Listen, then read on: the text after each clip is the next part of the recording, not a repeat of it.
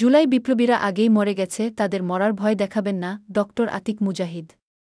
আমাদের কুড়িগ্রাম প্রতিনিধি সাইফুর রহমান শামীমের পাঠানো তথ্য ও ভিডিও চিত্রে বিস্তারিত।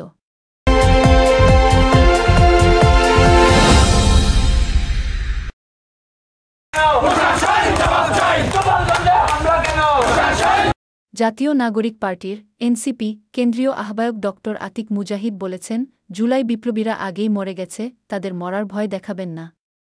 আমাদের যখন সন্ত্রাসমুক্ত ফ্যাসিবাদমুক্ত নতুন বাংলাদেশ বিনির্মাণের কথা ছিল, সেই মুহূর্তে ইন্ডিয়ান দালালেরা, আওয়ামী সন্ত্রাসী গোষ্ঠীরা আমাদের জুলাই বিপ্লবীদের আক্রান্ত করেছে।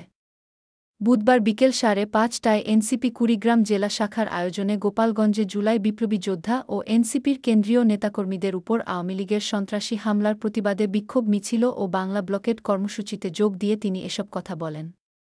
তিনি আরও বলেন, যে সরকার জুলাই গণভ্যুত্থানের মধ্য দিয়ে গঠিত, আবু সাইদের রক্তে গঠিত, সেই সরকারের আমলে কিভাবে সন্ত্রাসী কর্মকাণ্ড থাকে।